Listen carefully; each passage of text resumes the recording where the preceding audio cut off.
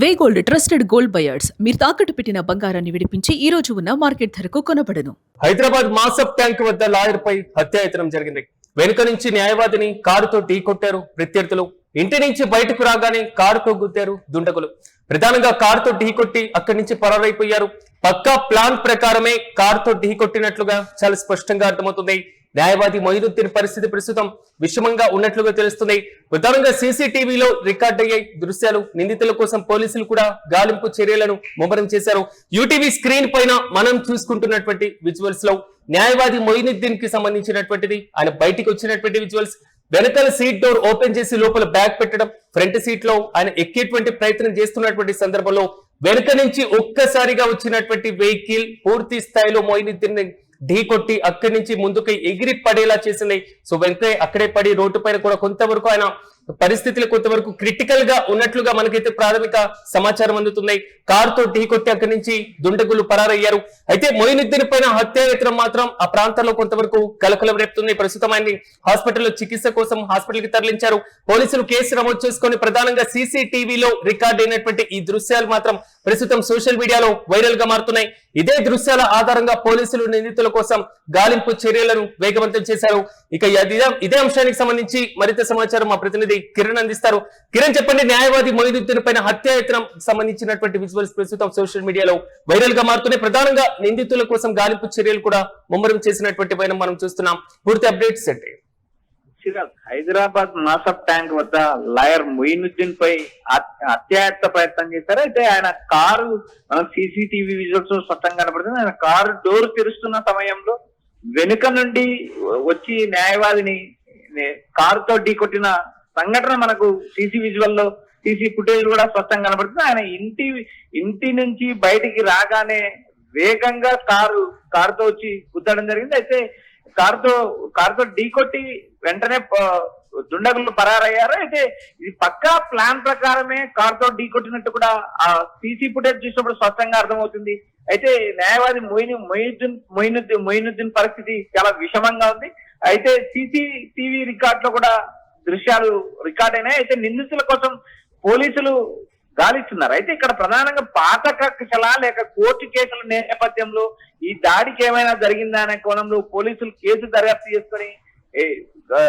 చేస్తున్నారు. ఇది సంఘటనను హత్యాయత్నంగా భావిస్తున్న పోలీసులు నిందితుల కోసం కూడా గాలింపు చర్యలు ముమ్మరం చేశారు. ప్రత్యేక బృందాలను రంగంలోకి దించి పారిపోయిన కారును మరియు నిందితులను పట్టుకునేందుకు పోలీసులు ట్రేసింగ్ చేస్తున్నారు.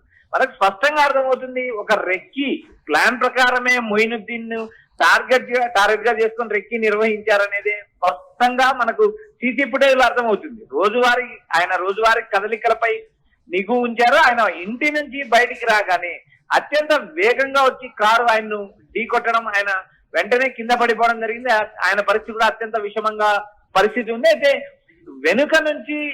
వెనుక నుంచి దాడి చేయడమే కాకుండా కారుతో దాడి చేయడం, ఆయన ఇంటి నుంచి బయటికి రాగానే అప్రమత్తంగా ఏదైతే అత్యంత యాక్టివ్ గా ఉన్న దుండగులు వేగంగా కారుతో రావడం, ఆయన డోర్ తెరిచేలోపే కారుతో గుద్దడం, ఆయన కింద పడిపోవడం కూడా జరిగింది. అయితే కారు ఆయన తొక్కించే ప్రయత్నమే చేశారు.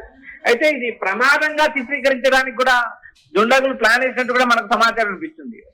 ఆయన్ను వాంటెడ్ గా అయితే టార్గెట్ గానే ప్రాణం తీయాలనే ఉద్దేశంతోనే కారుతో గుద్ది ఆపై వేగంగా అక్కడి నుంచి పారిపోయారు దుండగులు. కారు ఢీకొట్టిన మొయినుద్దీన్ పరిస్థితి అత్యంత విషమకరంగా ఉంది. ఆయన హాస్పిటల్లో చికిత్స పొందుతున్నారు. ప్రస్తుతం ఐసీయూలో ఆయన చికిత్స పొందుతున్నారు. ప్రస్తుతం అతనికి అత్యవసర వైద్య చికిత్సలు కూడా అందిస్తున్నారు. అయితే ఆయన ఆరోగ్య పరిస్థితి కూడా మనకు పూర్తిగా సమాచారం రాలేదు. పోలీసులు కూడా సీసీటీవీ ఫుటేజ్ ఆధారంగా కేసు నమోదు చేస్తున్నారు. మరోపక్క కారు సీసీ ఫుటేజ్ నుంచి కారు ఏ వైపు నుంచి వచ్చింది, ఎలా వచ్చింది, ఏ నెంబర్ ప్లేట్ తో వచ్చింది, ఎలా ఢీకొట్టారనే అంశం, ఏ నెంబర్ ప్లేట్ తో దుండగులు పారిపోయారనే అంశం పైన పోలీసులు నిశ్చితంగా సీసీ ఫుటేజ్ పరిశీలిస్తున్నారు. అయితే ఇది సంఘటన హైదరాబాద్ లో కలకలం సృష్టించింది. ఏదైతే పట్టపగలు అందరూ చూస్తుండగానే న్యాయవాది మొయినుద్దీన్ హత్యకు రెక్కి నిర్వహించారు. మూసా ట్యాంక్ వద్ద ఏదైతే లాయర్ పై నేరుగా కారు ఢీకొట్టడం మనం సీసీ ఫుటేజ్ విజువల్ లో చూస్తున్నాం. అయితే ఇది ఒక భయభ్రాంతులు కలిగించే సంఘటన అని చెప్పచ్చు. ఎందుకంటే స్పష్టంగా న్యాయవాది మొయినుద్దీన్ కదలికపై నిగు వేశారు. ఆయన ఇంటి చుట్టూ రెక్కి నిర్వహించారు. ఆయన ఇంటి నుంచి బయటికి రాగానే కారు డోర్ తెరుస్తున్న సమయంలోనే వేగంగా కారుతో ఢీకొట్టడం, ఆయన కింద పడిపోవడం, దీన్ని ఏదైతే మొయినుద్దీన్ సంఘటనను ప్రమాదంగా చిత్రీకరించే ప్రయత్నాలు చేశారు. అయితే ఎవరు ఈ హత్యకు పాల్పడ్డారో, దీని వెనక ఉన్న కారణాలు ఏంటి, కోర్టు కేసుల నేపథ్యమా లేక వ్యక్తిగత తగాదా, మరి ఏమైనా భూ తగాదాలు ఉన్నాయనే అంశాలపైన పోలీసులు కూడా క్షుణ్ణంగా దర్యాప్తు చేస్తున్నారు. Right Kiran, thank you. Hyderabad మాసప్ tank వద్ద లాయర్ పైన హత్యాయత్నం మాత్రం కలకలం రేపుతుంది. వెనుక నుంచి న్యాయవాదిని కారుతో ఢీకొట్టారు ప్రత్యర్థులు. ఇంటి నుంచి బయటకు రాగానే కారుతో గుద్ది అక్కడి నుంచి పరారైపోయారు. ఒకసారి మనం చూసుకున్నటువంటి విజువల్స్ లో కూడా క్లియర్ కట్ గా కనబడుతుంది.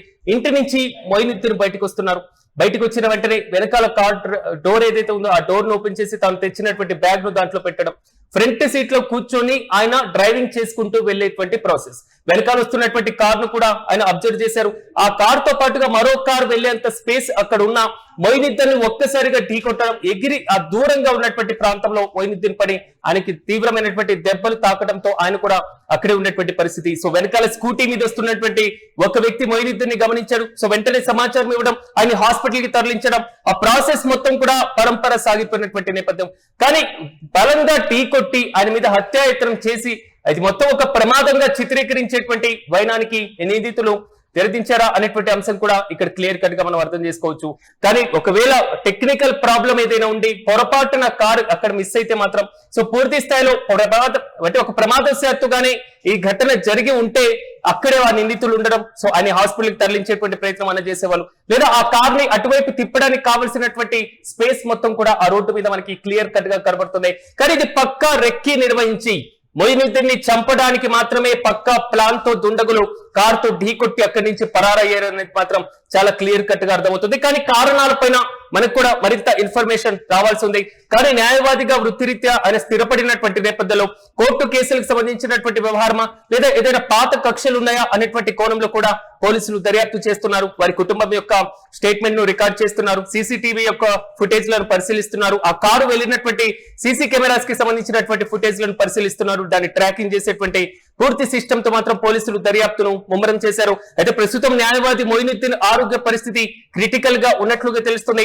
ఆయనకి వైద్య సహాయాన్ని కూడా అందిస్తున్నారు వైద్యులు. సో పూర్తి స్థాయి ఈ ఘటనకు సంబంధించి మరిన్ని కారణాలు కూడా పోలీసులు వెల్లడించేటువంటి అవకాశం కూడా ఉంది.